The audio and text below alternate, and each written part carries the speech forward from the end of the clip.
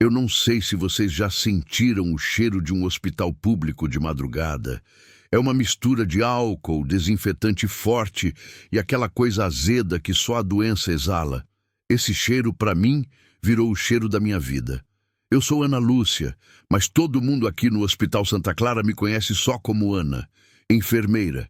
E naquela noite, a noite que mudou tudo, o cheiro estava mais forte, mais sufocante do que nunca. Eu estava no meu limite. Não, o limite tinha ficado para trás umas 4 horas antes. Eu estava no que a gente chama de terceiro turno do inferno. Eu tinha emendado o plantão das 18 horas com o plantão extra, porque o colega tinha furado. E a gente sabe como é. Se você não segura a barra, o sistema desaba. E eu não podia deixar desabar. Eu tenho meus 2 filhos, a faculdade do mais velho, o aluguel que não espera. A gente se vira, né? A gente usa a fé e um café bem forte para continuar de pé. Mas naquela noite, nem a fé nem o café estavam dando conta. O problema é que eu estava doente. Não doente de dar atestado, mas aquela gripe braba que te derruba. Febre. Uma febre que vinha e ia, deixando a minha pele úmida e a minha cabeça pesada, como se eu tivesse algodão no lugar do cérebro. Eu tomava paracetamol de 4 em 4 horas, escondida no vestiário, rezando para que a dona Zilda, a supervisora, não percebesse o meu estado. Se ela me mandasse para casa, eu perderia as horas extras. E aquelas horas extras eram a diferença entre pagar a luz ou ficar no escuro. Era por volta das 3:30 da manhã. A UTI estava, para variar, lotada. O bip não parava. No leito 7, seu Francisco roncava alto. E no leito 4, Dona Carmen, que tinha um coração de passarinho, estava instável. Eu corria de um lado para o outro, sentindo o suor gelado escorrer pelas costas. Cada passo era uma pontada na têmpora. Eu sentia que meu corpo estava me traindo. Eu pensava, Deus, me dá só mais 2 horas. Só até o dia clarear. O pico da minha febre chegou logo depois que estabilizamos Dona Carmen. Eu fui lavar as mãos e quando olhei no espelho do posto de enfermagem levei um susto. Meu rosto estava vermelho e meus olhos injetados. Parecia que eu tinha chorado por dias. Eu toquei a minha testa, estava fervendo. Foi nesse momento, nesse exato segundo em que eu estava lutando contra a vontade de deitar no chão e desistir, que ele chegou. Não foi uma chegada normal. Na UTI, as chegadas são sempre barulhentas. Ambulância, sirene, gritaria, a equipe de emergência correndo. Mas ele chegou no silêncio. Um carro preto, simples, parou na porta de entrada da emergência. O motorista, um homem engravatado que parecia nervoso, abriu a porta de trás e, sozinho, tirou o paciente. Eu vi a cena de longe enquanto terminava de preencher a ficha de transferência de um paciente que ia para o quarto. O motorista não esperou a maca. Ele o trouxe no colo, com uma pressa estranha, quase como quem queria se livrar de um fardo pesado. Quando eles entraram na área de triagem, eu me aproximei. Doutor, o que aconteceu? O nome do paciente, por favor? Perguntei, já pegando a luva. O homem, engravatado, nem olhou para mim. Ele simplesmente colocou o paciente na maca mais próxima, que estava vazia. O paciente estava pálido, muito magro, e respirava com dificuldade. Mas o que me atingiu não foi a gravidade, e sim a ausência. Ausência de nome, de história, de qualquer identificação. Ele precisa de cuidado urgente. Ele está com febre alta e ferimentos. Eu não sei o nome dele. Só garantam que ele seja atendido, disse o motorista à voz seca. Mas, senhor, precisamos da ficha, do convênio, de um documento. Não tem nada. Eu volto pela manhã. Ele respondeu, virando as costas e saindo apressado. Ele nem sequer olhou para trás. Sumiu no corredor como um fantasma. Eu fiquei ali olhando para a maca, incrédula. Quem abandona alguém assim? No meio da noite, sem um nome sequer. O Dr. Ricardo, o plantonista, chegou correndo. Vimos os sinais vitais. Estavam ruins. Ele precisava ser monitorado imediatamente. Ana, leva ele para o leito 13. É o único isolado que sobrou. E tenta achar alguma coisa com ele. Carteira, celular, qualquer pista, ordenou o Dr. Ricardo, já dando as primeiras instruções para a medicação. Eu empurrei a maca. O paciente era leve, surpreendentemente leve. Enquanto o levava para o leito 13, que ficava no canto mais escuro da UTI, eu senti uma atração estranha por ele. Não era a atração da curiosidade, era a atração da necessidade. Eu senti, no fundo da minha alma cansada, que aquele homem me pertencia, no sentido de que o cuidado dele era minha responsabilidade exclusiva. Chegando no leito 13, eu o ajudei a se acomodar. Ele não falava, não gemia, apenas me olhava com uns olhos que pareciam carregar o peso do mundo, mas ao mesmo tempo transmitiam uma paz que eu não via num paciente terminal há anos. Comecei a avaliação. A ficha provisória dizia apenas paciente não identificado, PNI, sexo masculino, aproximadamente 30 a 35 anos. Ele vestia roupas simples, de linho, mas estavam rasgadas em alguns pontos, e foi aí que eu vi os ferimentos. Não eram ferimentos de acidente de carro ou de briga, eram feridas estranhas. Nos pés, havia marcas profundas, como se ele tivesse andado descalço por um caminho de pedras muito ásperas, ou como se algo tivesse perfurado a carne. E nas mãos, no dorso das mãos, havia 2 marcas circulares, cicatrizadas, mas profundas. Feridas antigas, mas que pareciam ter sido reabertas pelo esforço da doença. Eu limpei as feridas com soro e iodo, sentindo minha febre subir mais um degrau. Cada vez que eu tocava na pele dele, sentia um arrepio. Era como se, ao mesmo tempo que eu cuidava dele, ele estivesse me drenando ou me curando. Eu não sabia dizer.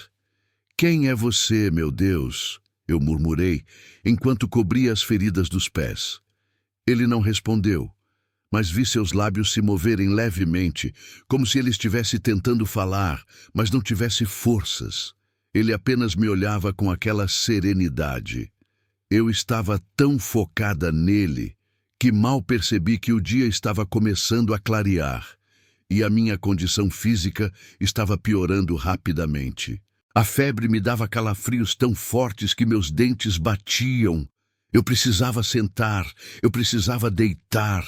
Eu me afastei um pouco para pegar a bomba de infusão para o soro dele.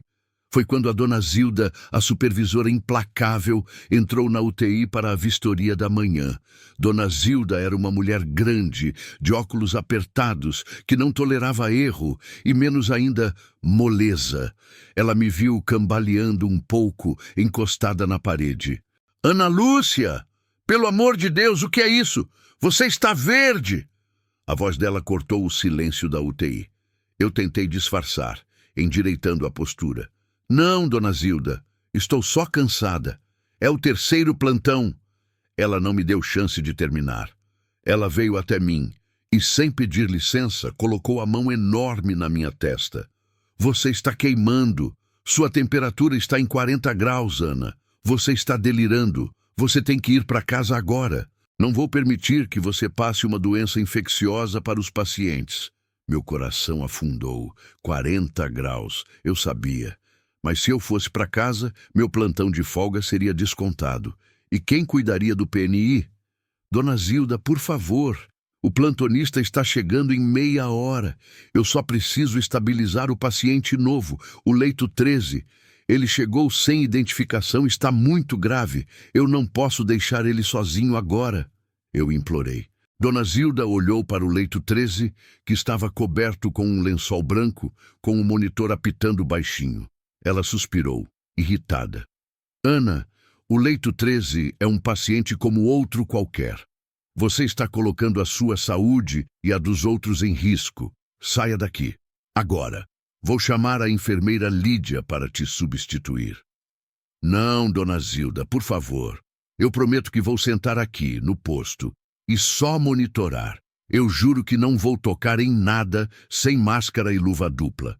Mas eu não posso sair agora." Eu estava quase chorando. Não era só pelo dinheiro, era por aquele homem, Eu senti uma conexão que não era profissional. Parecia que aquele paciente, o PNI, estava me segurando ali, me impedindo de cair. Dona Zilda, vendo que eu estava determinada e quase desmaiando, cedeu um pouco, mas com um olhar de pura ameaça. Escuta aqui, Ana Lúcia. Você vai tomar um antitérmico na minha frente e se em 20 minutos essa febre não tiver baixado, eu te mando para casa de táxi e você fica de atestado forçado por 3 dias, entendeu? E nem pense em encostar a mão no leito 13, a não ser que seja absolutamente necessário. Eu concordei com a cabeça, peguei o remédio e engoli seco. Agradeci a Deus. 20 minutos. Eu teria que fazer um milagre para aquela febre baixar. Mas, para ser sincera, a febre não baixou. Ela só ficou mais forte. Os 20 minutos se passaram e eu estava pior do que antes. Eu sentia o mundo girar. Eu sabia que Dona Zilda voltaria e me mandaria embora. Eu precisava fazer a minha última ronda antes que ela voltasse. Eu precisava ver o PNI. Eu me arrastei até o leito 13. A luz fraca do monitor refletia no meu rosto suado. O PNI estava com a respiração mais lenta, mais superficial. Eu me aproximei, quebrando a promessa feita à Dona Zilda. Não podia deixá-lo assim. Eu toquei o rosto dele. A pele estava seca e fria. Aguenta firme, meu anjo, eu sussurrei. Eu não sabia por que eu chamei de anjo. Talvez fosse o delírio da febre. Eu peguei o estetoscópio para auscultar o peito dele. E foi aí que o meu corpo finalmente parou de cooperar. A febre atingiu o pico. Eu senti a vista escurecer. O chão balançou. Eu não consegui soltar o estetoscópio. Não, não agora, eu pensei, lutando contra o desmaio. Eu caí de joelhos ao lado da cama dele, o estetoscópio ainda pendurado no meu pescoço. Minhas mãos tremeram e eu as apoiei na lateral do colchão. Eu estava desmaiando ali, no chão frio da UTI, ao lado de um paciente que nem nome tinha.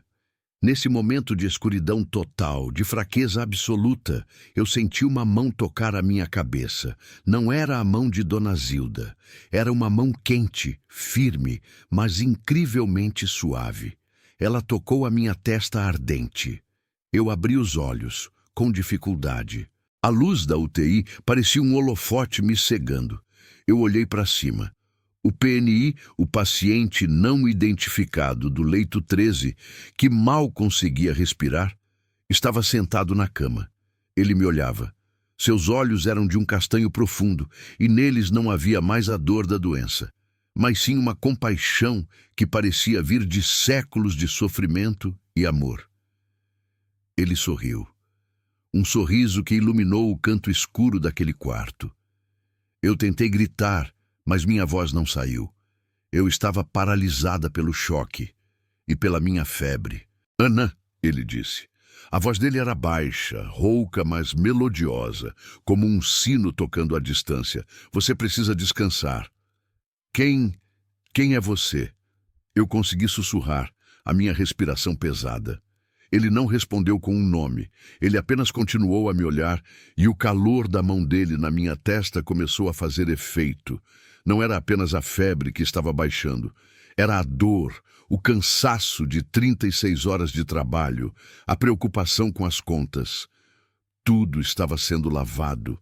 Eu te conheço, ele disse. Eu te conheço pela sua fé. Eu te conheço pelo seu sacrifício. Eu comecei a chorar. Eram lágrimas de fraqueza, de alívio, de confusão. Eu não posso te deixar, eu balbuciei, referindo-me à promessa que fiz a mim mesma de cuidar dele até o amanhecer. Ele balançou a cabeça suavemente. Você já cuidou de mim, agora eu cuido de você. E ele fez algo que me deixou completamente sem ar, mesmo enquanto a minha febre caía. Ele inclinou a cabeça e beijou a minha testa. O toque daquele beijo não foi humano. Foi uma explosão de calor e paz. Em um instante, a febre desapareceu. A dor de cabeça sumiu. O cansaço de 3 dias de plantão sumiu como fumaça. Eu senti uma energia nova, pura, correndo nas minhas veias. Eu me levantei, chocada, sentindo-me mais forte do que nunca. Olhei para o monitor. Os sinais vitais dele estavam normais, estáveis. A respiração, calma. Quando voltei meu olhar para ele, ele estava deitado novamente, os olhos fechados, a respiração regular. Eu toquei minha testa. Estava fria. Eu estava curada. Mas o que eu vi a seguir, eu jamais vou esquecer. No momento em que o sol começou a espreitar pelas janelas do hospital, jogando uma luz dourada no leito 13, eu vi algo brilhando na mão dele, que estava pousada sobre o lençol. Eu me aproximei, hesitante. Não eram as cicatrizes antigas que eu tinha limpado. Era algo mais. No centro da palma da mão, onde a ferida circular deveria estar, havia uma luz suave, como um raio de sol preso na carne. E a marca era perfeitamente redonda, profunda, como se tivesse sido causada por um prego. Eu olhei para os pés, que eu tinha coberto. Retirei o lençol e as marcas profundas estavam ali, cicatrizadas, mas inconfundíveis. Eu caí de joelhos de novo, mas desta vez não era por fraqueza, era por reverência. Eu entendi. O paciente não identificado, a paz que ele exalava, as feridas, o silêncio, a forma como ele me curou instantaneamente, tirando de mim a dor e a febre. Eu estava tremendo tanto que mal conseguia respirar. Eu não podia gritar, não podia chamar ninguém. Ninguém acreditaria em mim. Eu estava cuidando dele, e ele estava cuidando de mim. Foi nesse exato momento que a porta da UTI se abriu com força. Ana Lúcia, você ainda está aqui? Eu te dei 20 minutos. Era a Dona Zilda, furiosa, com a enfermeira Lídia a reboque. Eu me levantei rapidamente, tentando controlar a minha respiração.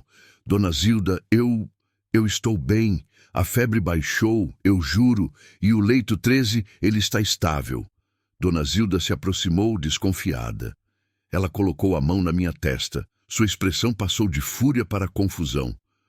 Você está fria. O que você tomou? Um banho de gelo? Não, Eu descansei um pouco, Dona Zilda. Ela balançou a cabeça, ainda desconfiada, mas aliviada por não ter que lidar com uma crise de saúde da equipe. Ela se virou para o leito 13. E o PNI? Como ele está? Eu olhei para a cama. Ele estava deitado, coberto, a paz voltando ao seu rosto. Estável. Os sinais vitais estão ótimos. Ele parece que dormiu a noite toda. Dona Zilda se inclinou sobre o paciente. Ela pegou a ficha. Bom, Lídia, você fica com ele hoje. Ana, você vai para casa, agora. E descanse, porque eu não quero que você apareça aqui com essa moleza de novo. Eu concordei, pegando minha bolsa. Eu me virei para sair, mas não pude resistir. Olhei pela última vez para o leito 13. Ele estava dormindo profundamente. Eu saí da UTI, passando pelo posto de enfermagem, onde a Lídia já estava se instalando.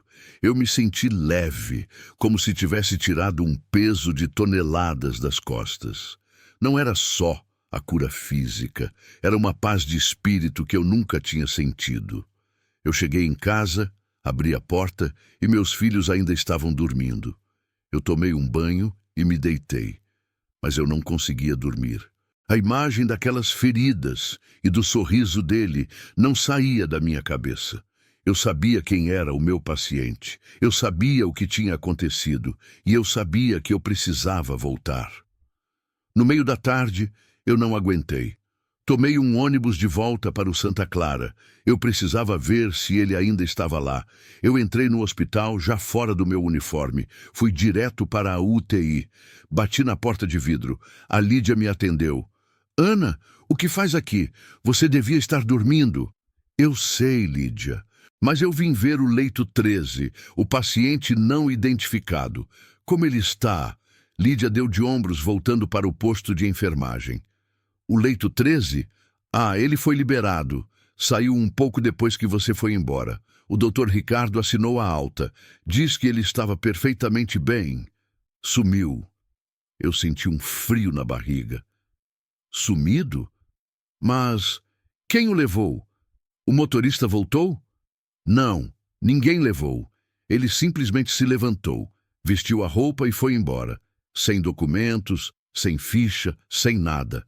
O doutor, Ricardo, ficou maluco, mas ele disse que o paciente estava em condições de sair. Foi um milagre, Ana. Ele estava quase morrendo de madrugada e de manhã estava andando. Doido, né? Eu não respondi. Eu não estava doida. Eu sabia exatamente o que tinha acontecido. Eu entrei na UTI, ignorando o olhar de Lídia. Fui direto para o leito 13. Estava vazio, arrumado, pronto para o próximo paciente. Mas sobre o travesseiro, dobrado perfeitamente, não havia nada, exceto um pedaço de papel. Um pequeno papel dobrado ao meio. Eu peguei o papel e minhas mãos tremeram de novo. Era a ficha de identificação provisória que eu tinha preenchido. Aquela que dizia PNI, sexo masculino, 30 a 35 anos. Mas agora, com uma caligrafia firme e elegante, escrita a lápis, havia um nome riscado sobre o PNI, e abaixo apenas uma frase. Eu li, e as lágrimas vieram de novo, mas dessa vez eram lágrimas de gratidão e de compreensão absoluta. O nome riscado era Bom Jesus. E a frase dizia: obrigado pelo seu cuidado, filha. Eu te vejo no plantão de amanhã. Eu desmoronei ali, segurando aquele papel. O Hospital Santa Clara, o cheiro de desinfetante, a rotina esmagadora. Tudo se tornou insignificante. Eu tinha cuidado do meu Senhor, e Ele tinha me curado. Aquele momento não era o fim da história, era só o começo. Eu sabia que a minha vida profissional e minha fé nunca mais seriam as mesmas. E eu mal podia esperar pelo plantão de amanhã. Eu tinha uma nova missão agora. Eu tinha visto o rosto da compaixão, e ele estava no leito 13, e ele me esperava em cada paciente que eu fosse atender. O que eu não sabia é que a história não terminava com a minha cura, mas sim que a minha fé seria testada de novo, e de novo, em situações que eu jamais imaginaria. Mas isso, meus amigos, é assunto para o resto da nossa conversa. Aquele papel eu guardo até hoje. E ele me lembra que todo paciente, por mais anônimo que seja, pode ser o próprio Cristo. A história continua. Aquele pedaço de papel. O peso dele nas minhas mãos não era o peso de um papel. Era o peso de uma montanha, de um segredo que ia me esmagar se eu tentasse contar para alguém. Eu desmoronei ali, mas não por muito tempo. Sabe por quê? Porque a minha cura não tinha sido só física. Eu tinha ganhado uma força que não era minha. Eu me levantei, enxuguei as lágrimas, dobrei a ficha com o nome Jesus riscado e a guardei no bolso interno do meu avental, bem perto do coração. Sair daquele hospital foi como sair de um sonho. O sol da tarde estava batendo na rua, os ônibus buzinando, o cheiro de pastel da barraquinha ali da esquina. Tudo estava normal, mas eu não estava. Eu era a mesma Ana Lúcia, mas com uma lente nova nos olhos. Cheguei em casa e a primeira coisa que fiz foi ir ao espelho. Minha pele não estava mais com aquele tom amarelado de cansaço crônico. Meus olhos estavam limpos, sem injeção de sangue. Eu estava curada. Não de uma gripe, mas de uma exaustão de vida. Eu tentei falar sobre aquilo. Tentei contar para o meu marido, mas as palavras não saíam. Como você explica que você cuidou do Salvador do mundo no leito 13 de um hospital público de periferia? Ele ia achar que a febre tinha me dado um nó na cabeça, que eu estava pirando de vez. Então eu guardei. Aquele segredo virou a minha oração. A frase dele, eu te vejo no plantão de amanhã. Aquilo martelava na minha mente. Eu voltei para o plantão de amanhã, mas não era a mesma enfermeira. Eu não estava mais correndo só pelo boleto. Eu estava correndo para cumprir uma missão. Eu vesti o meu uniforme limpo e quando entrei na UTI, o cheiro de desinfetante não me sufocou mais. Parecia que havia um perfume suave, um cheiro de incenso misturado com o álcool. Dona Zilda me olhou de cima a baixo, ainda desconfiada. Ana Lúcia, você está com uma cara boa demais para quem emendou 3 turnos. Ela resmungou, com os braços cruzados. Estou renovada, dona Zilda, pronta para o trabalho, respondi, com um sorriso que parecia ter nascido naquela noite. Ela me deu a escala, e foi aí que eu percebi que a prova de fogo não seria encontrar o PNI de novo, mas sim encontrar a essência dele em quem eu menos esperava. Você vai ficar com o setor C hoje. E olha, você vai pegar o leito 7, seu Jairo, ela disse com uma careta. Seu Jairo. Ah, seu Jairo.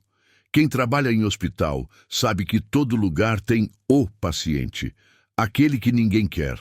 Seu Jairo era um velhinho diabético, rabugento, que tinha perdido a perna e achava que o mundo devia a ele um pedido de desculpas. Ele reclamava da comida, da luz, do barulho, da enfermeira, da vida. Ele cuspia as medicações e xingava quem tentava virar ele na cama para evitar escaras. Ele era a representação do sofrimento sem paciência, da dor amarga. A equipe o evitava. A Lídia passava correndo pelo quarto dele. Até o Dr. Ricardo só entrava lá com o prontuário na cara. Eu engoli em seco. Se Jesus estava me vendo, ele tinha colocado a minha fé à prova imediatamente. Era fácil cuidar de um paciente silencioso e sereno. Quero ver cuidar do seu Jairo. Eu fui até o leito 7. Bati na porta e entrei, sentindo um medo estranho. Bom dia, seu Jairo. Sou a Ana. Vou cuidar do senhor hoje, eu disse, tentando manter a voz alegre. Ele estava deitado de lado, a cara amarrotada. Ele nem se virou. Cuidar? Você vai me envenenar, isso sim. Essa comida de hospital é lixo. E pare de fazer barulho no meu quarto, sua incompetente. Eu senti aquela pontada de raiva subindo. A Ana Lúcia de antes teria respondido com a ironia do cansaço. Teria feito o mínimo necessário e saído dali correndo. Mas eu me lembrei da mão quente na minha testa. Lembrei das feridas nas mãos e nos pés. Eu me curvei, respirei fundo e fechei os olhos por um segundo. Eu te vejo no plantão de amanhã. Eu abri os olhos e olhei para seu Jairo. Não vi o velho ranzinza. Vi o sofrimento, a solidão, a dor que o tornava mal. E por baixo de tudo isso, eu vi a humanidade sagrada. Eu vi o que o PNI tinha me ensinado, que o Cristo está escondido onde a dor é maior. Seu Jairo, eu sei que o senhor está sofrendo, mas eu estou aqui para ajudar. Se o senhor me disser o que precisa, eu prometo que vou fazer o meu melhor, eu falei com uma mansidão que me surpreendeu. Ele demorou um pouco, talvez chocado por eu não ter revidado a ofensa. Eu preciso que você vire o travesseiro. Está quente. Ele murmurou, a voz um pouco menos áspera, e eu virei o travesseiro. E depois eu limpei a ferida que a outra enfermeira tinha deixado de lado. E depois eu sentei do lado dele por 5 minutos, só escutando ele reclamar sobre como a vida tinha sido injusta. Eu passei a manhã inteira no leito 7, e parecia que a minha paciência era infinita. Eu fazia tudo com uma calma e uma atenção que eu nunca tive antes. Não era esforço, era graça. Era como se o próprio Jesus estivesse me segurando pelas costas. A Lídia entrou no quarto para pegar um material e parou, boquiaberta. Ana, o que você fez?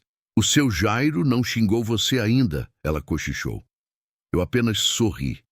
Ele só precisava de um pouco de atenção, Lídia. E assim foi o meu novo plantão. A minha energia era inesgotável. Eu não precisava mais do café amargo. Eu estava ligada em outra voltagem. Eu cuidava da dona Carmen, que era um doce, com a mesma dedicação que cuidava do seu Jairo, que era um espinho.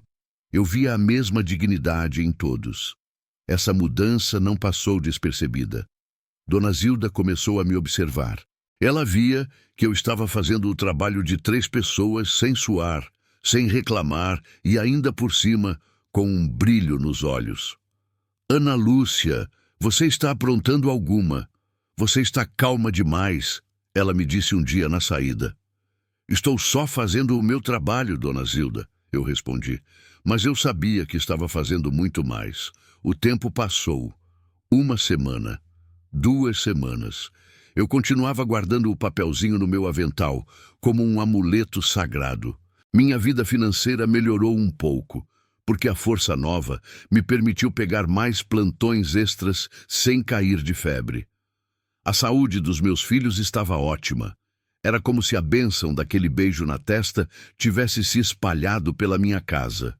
Mas o universo, ou melhor Deus, não nos dá conforto eterno. Ele nos dá testes.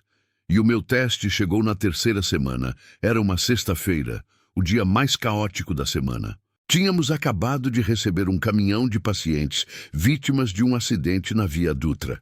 A UTI estava triplamente lotada e a emergência parecia uma praça de guerra. Eu estava no meio da confusão, correndo com bolsas de soro, quando o Dr. Ricardo me chamou. Ana, leito 5, prioridade máxima, é o Gabriel. 20 anos, politraumatismo. Perdeu muito sangue, precisa estabilizar agora, a cirurgia de emergência está esperando. O Gabriel era um garoto lindo, pálido como cera, respirando por aparelhos. Seu corpo estava dilacerado. Ele era a própria imagem da fragilidade humana. Eu mergulhei no cuidado dele. Era pura adrenalina. Eu monitorava os sinais, preparava as medicações, auxiliava o Dr. Ricardo na intubação, tudo ao mesmo tempo. Minhas mãos se moviam com precisão, sem tremor. Eu estava em modo automático, mas um automático guiado por uma força superior. A gente conseguiu estabilizar ele. O Dr. Ricardo suspirou, aliviado, limpando o suor da testa. Ufa, essa foi por pouco, Ana. Ele vai para a cirurgia em 10 minutos. Você é um anjo, juro. Eu sorri, mas o alívio durou pouco. Dona Zilda se aproximou com a expressão cansada, mas séria. Ana, você precisa segurar a barra. A Lídia teve que sair correndo, a mãe dela passou mal. O plantonista da noite ligou dizendo que não consegue chegar antes da meia-noite por causa do trânsito. O hospital está desabando. Você precisa emendar mais um plantão, ela disse. Eu senti um frio na espinha. Emendar de novo? Eu tinha acabado de fazer 12 horas. Eram 6 da tarde. Se eu emendasse, seriam 24 horas. Dona Zilda, eu não sei. Eu tenho que ir para casa hoje. É a data limite para pagar a mensalidade da faculdade do meu filho mais velho. Eu preciso ir ao banco, senão ele perde o semestre. Eu implorei. A voz já estava tremendo. Era verdade. Aquele boleto era o maior estresse da minha vida. Eu tinha o dinheiro, mas precisava depositá-lo fisicamente antes das 7 da noite na agência que ficava a 40 minutos dali. Se eu perdesse o prazo, o sistema fecharia e meu filho ficaria sem poder fazer as provas finais. Dona Zilda olhou para mim, mas depois olhou para a UTI fervilhando de pacientes críticos. Ana, eu entendo a sua situação. Juro que entendo. Mas olhe para este lugar. Se você sair agora, o setor de politrauma desaba. O Gabriel, no leito 5, precisa de monitoramento constante pós-estabilização até ir para a cirurgia. Quem você acha que vai segurar isso? O dilema era cruel. O futuro do meu filho, ou a vida daquele garoto no leito 5. Eu fechei os olhos de novo. A dor na minha cabeça não era mais febre, era a dor da escolha. Eu senti o peso do mundo caindo sobre mim. Eu pensei no meu filho, na sua frustração. Eu pensei na minha promessa de nunca deixar faltar nada. E foi aí que a minha mão tocou instintivamente o papel dobrado no bolso do meu avental. Eu senti a rigidez daquele pedaço de papel. O nome riscado. Jesus. Eu me lembrei daquele sorriso no leito 13. Lembrei-me que ele me disse que me via em cada plantão. Ele não estava pedindo para eu ir ao banco. Ele estava me pedindo para ficar. Eu respirei fundo e abri os olhos. Olhei para o monitor do Gabriel. O coração dele batia forte, mas irregular. Tudo bem, Dona Zilda, eu disse, e a voz saiu firme, mas com um toque de resignação dolorosa. Eu fico, mas se eu perder o prazo do boleto, o hospital vai ter que me ajudar a resolver isso. Feito, Ana. Você não vai se arrepender. Ela respondeu, já correndo para o próximo problema. Eu me virei e senti que tinha acabado de sacrificar um pedaço do meu futuro pela minha fé. Era fácil ter fé quando a gente está sendo curada. Difícil é ter fé quando a gente tem que pagar o preço. Eu me sentei no posto de enfermagem e o cansaço começou a me atingir de verdade. Não o cansaço físico da febre, mas o cansaço da alma. Eu tinha feito a escolha certa para o paciente, mas a escolha errada para a minha família.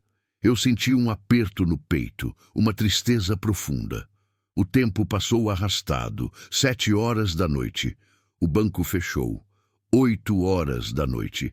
Eu estava de olho no Gabriel, monitorando cada batida do coração dele. Ele estava em cirurgia agora, 9 horas da noite. A UTI estava mais calma. Eu estava sozinha no posto fazendo as anotações, sentindo o peso da minha decisão. Eu estava quase chorando de frustração, pensando no que eu diria para o meu filho, quando o telefone do posto de enfermagem tocou. Era um número desconhecido que não era interno. Hospital Santa Clara, UTI, Ana falando. Eu atendi, a voz rouca. Boa noite, Ana Lúcia, disse uma voz masculina, calma, do outro lado. Não era o Dr. Ricardo, nem o plantonista que estava atrasado. Era uma voz que eu não reconhecia, mas que me trouxe uma paz instantânea. Quem está falando, por favor? Sou eu, aquele que te viu no plantão de amanhã, ele respondeu. Meu coração deu um salto. Eu me levantei da cadeira, olhando em volta para ver se havia alguém me escutando. Não havia. Você sabe do boleto? Eu gaguejei.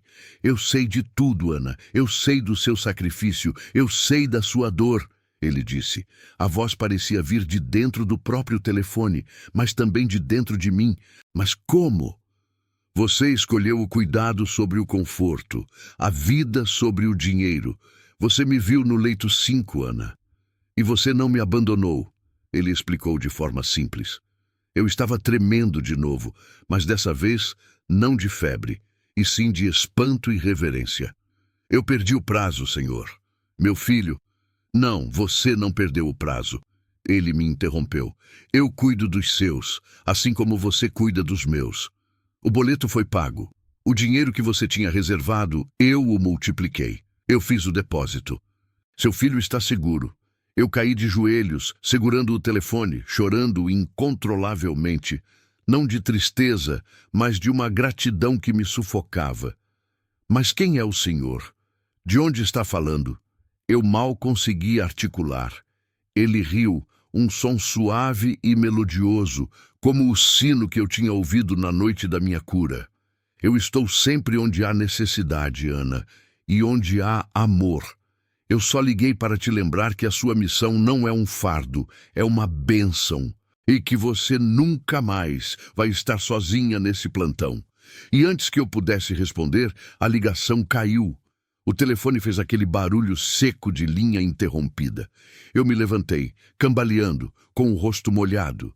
Corri para a mochila, peguei meu celular e liguei para o meu filho. Ele atendeu no segundo toque. Mãe, tudo bem? Pensei que você estivesse dormindo.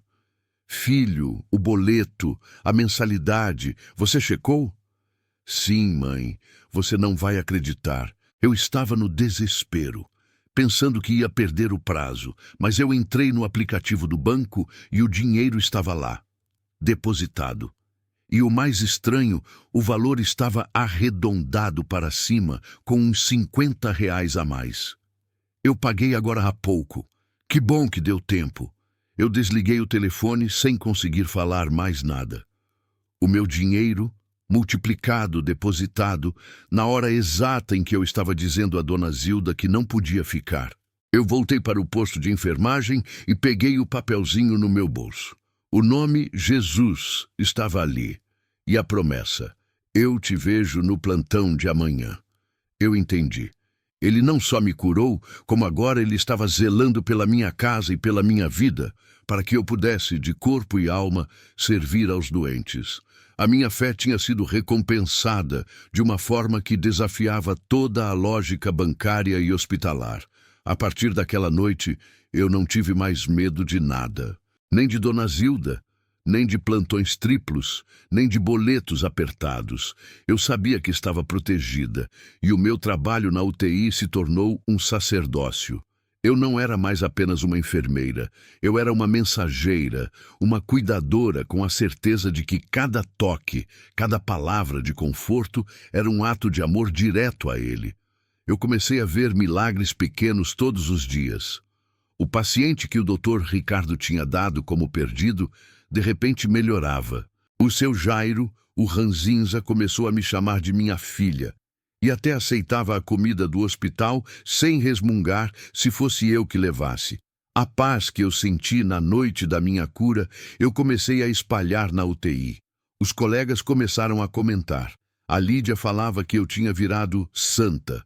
Dona Zilda, que não era de dar o braço a torcer, me deu um aumento informal nas horas extras, dizendo que eu estava valendo por 2. Mas a minha maior prova de fé ainda estava por vir. O maior desafio não era cuidar dos pacientes, mas sim lidar com a inveja e o ceticismo que o meu novo brilho atraía. Porque, meus amigos, quando a gente decide viver no milagre, o inimigo não fica parado, e o hospital, que era o meu templo, ia se tornar o palco de uma luta que eu jamais imaginei enfrentar. Eu tinha a certeza da presença de Jesus, mas eu precisava provar que essa presença era real e que ela podia salvar não só a minha vida, mas a vida de uma inocente. E isso, eu prometo, é a parte mais difícil e emocionante desta história. A história não acabava na minha cura, ela começava na minha missão. E a próxima missão exigiria que eu usasse toda a fé que o Leito 13 tinha me dado. A história continua. E foi exatamente como eu disse, meus amigos. A história não terminava na minha cura, ela começava na minha missão. Eu tinha a certeza de que o meu PNI, o meu Jesus do Leito 13, estava comigo. Mas essa certeza, quando se torna visível, incomoda quem vive na dúvida. Eu virei a enfermeira que todo mundo queria por perto. Eu conseguia acalmar os pacientes mais agitados e encontrar a veia difícil de primeira. Eu estava leve, sorridente, e meu trabalho era impecável. E isso começou a coçar o calcanhar de alguns colegas. O primeiro a torcer o nariz foi o Dr. Paulo. Ele era um residente novo, recém-formado, cheio de teoria na cabeça e pouco coração. Ele era daqueles que acreditam que o hospital é uma fábrica de processos, onde o ser humano é só uma planilha de sinais vitais.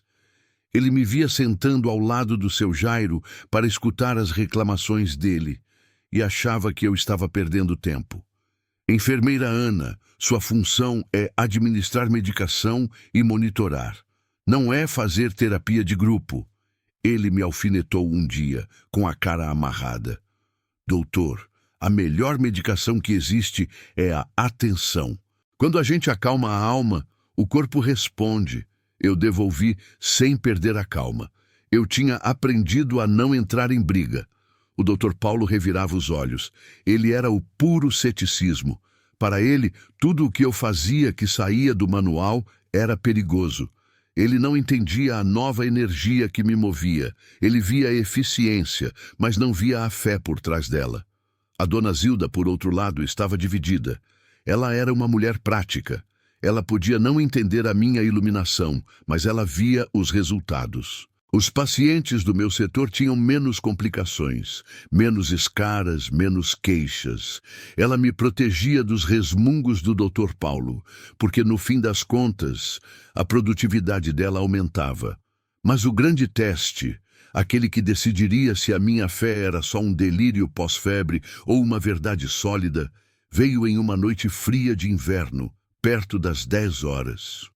A ambulância trouxe Sofia, uma menina de 17 anos, linda, olhos grandes, mas completamente apagada. Ela tinha entrado em coma após uma infecção fulminante que ninguém conseguia diagnosticar a origem. Ela foi para o Leito 3, bem no centro da UTI, para ser monitorada de perto. Eu fui a primeira a recebê-la. Enquanto eu colocava o acesso venoso, Eu senti aquele cheiro, o cheiro de incenso misturado com desinfetante, o cheiro da presença. Eu senti um arrepio. Olhei para Sofia e soube que ela era o meu novo leito 13, uma vida inocente, completamente dependente do cuidado que eu daria. O doutor Paulo estava no comando naquela noite. Ele era o plantonista sênior. Ele estava estressado. Sofia não respondia aos antibióticos de amplo espectro. A infecção estava corroendo o corpo dela por dentro. Ana, aumente a dose do vasoativo. A pressão está caindo de novo, ordenou ele, batendo o dedo no monitor. Eu fiz o que ele pediu, mas senti um incômodo.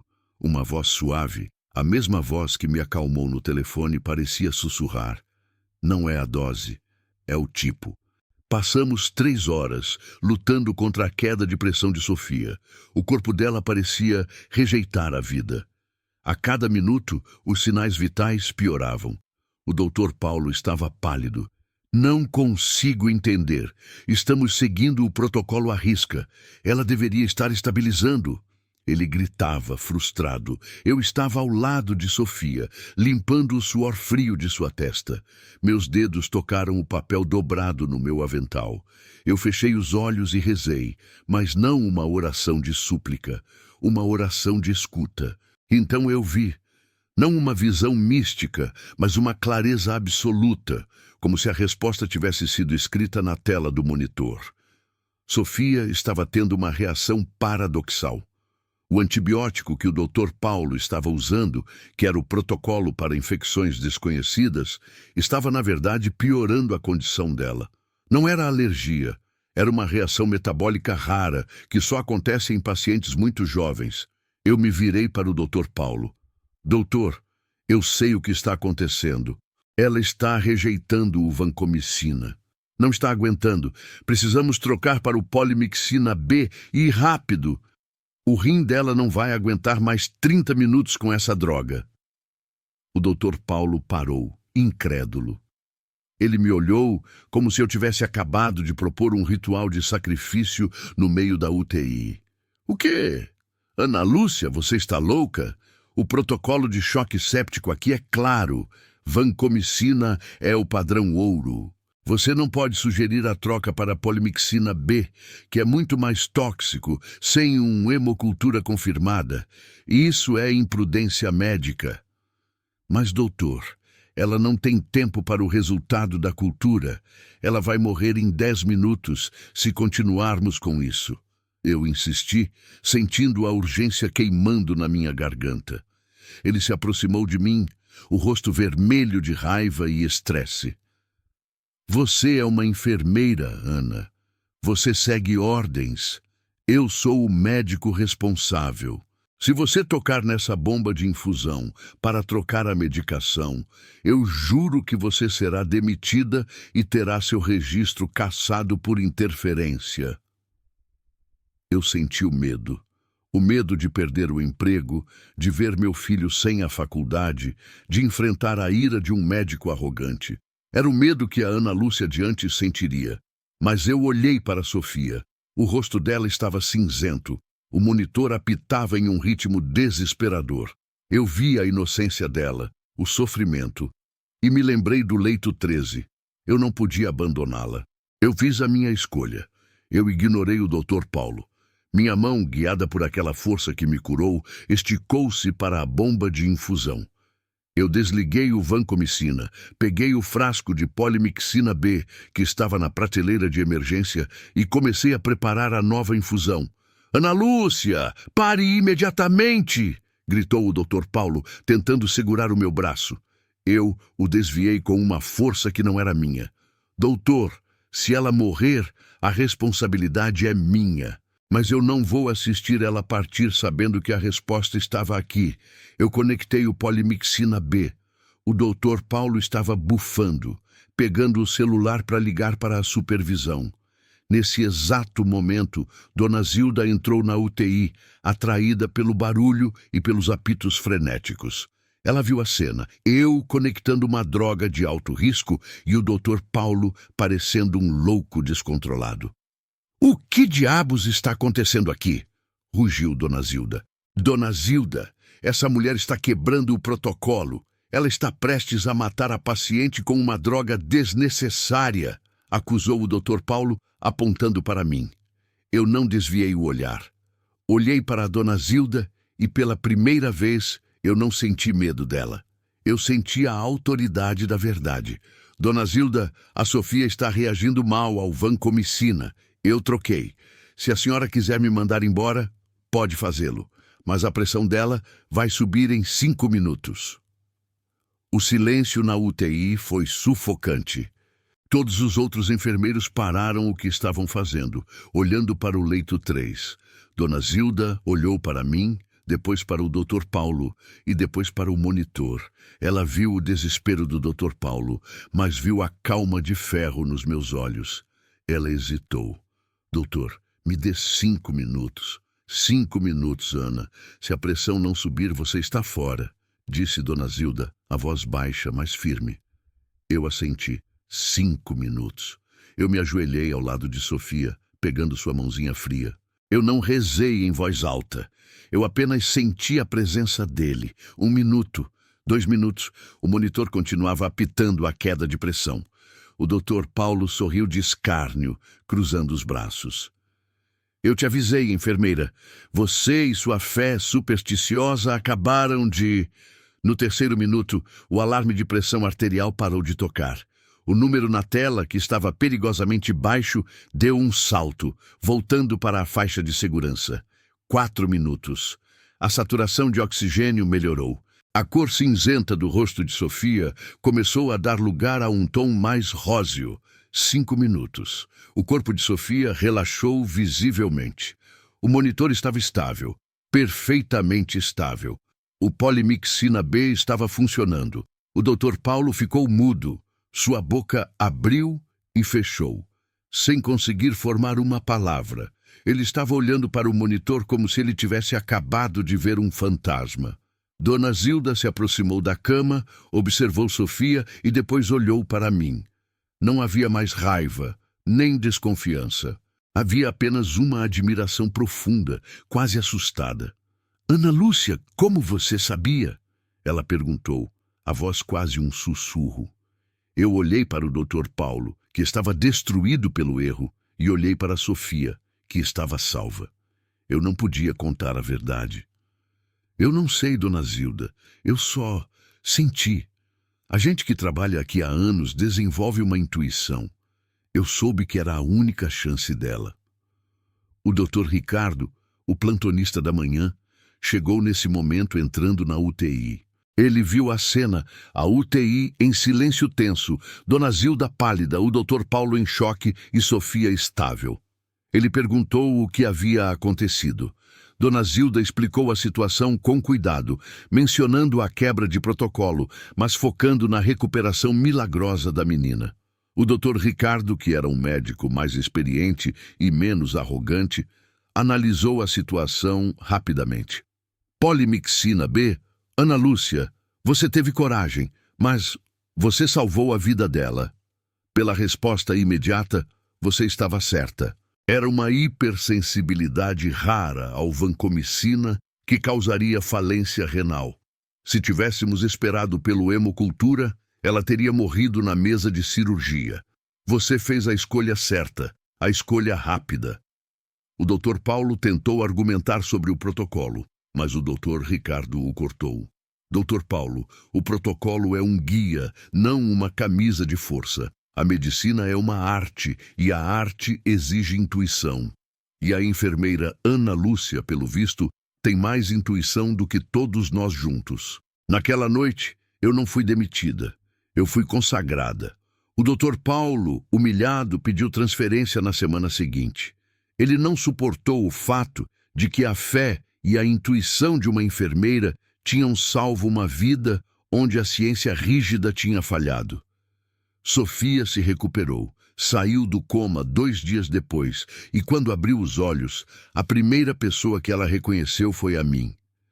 Ela sorriu e apertou minha mão, sem saber que eu tinha arriscado tudo por ela.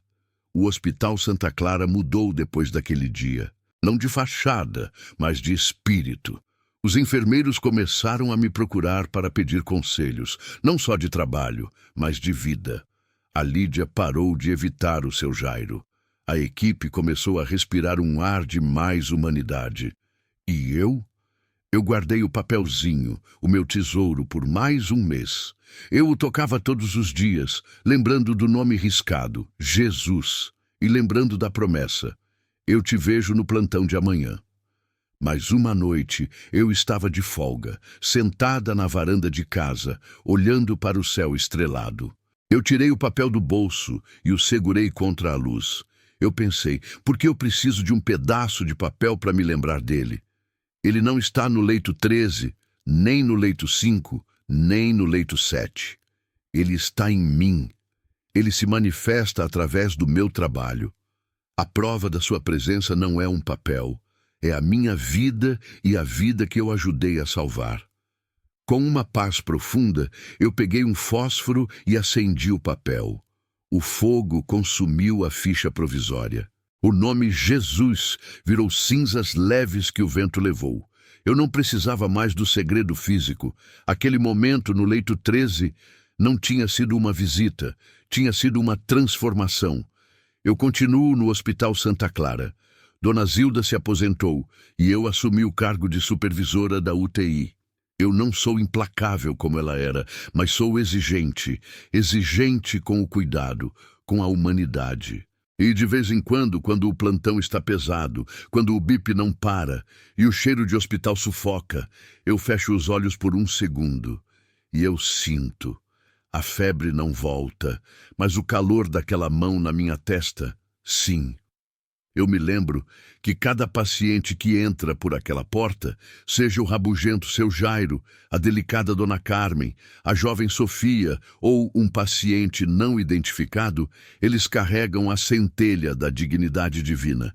E é por isso que eu nunca mais reclamei do plantão. É por isso que eu dou o meu máximo, todos os dias. Porque eu sei que debaixo daquele lençol branco de hospital, atrás daquele tubo e daquela dor, pode estar o próprio Cristo. E a minha missão, que começou na fraqueza, se tornou a minha força. Estar pronta para o plantão de amanhã, porque Ele sempre está à espera. E eu, Ana Lúcia, a enfermeira do Santa Clara, nunca mais vou abandoná-lo. Nunca mais. Obrigado, meus amigos, por me escutarem. E a gente possa encontrar a face dele no nosso próximo plantão, seja ele onde for. Fiquem com Deus.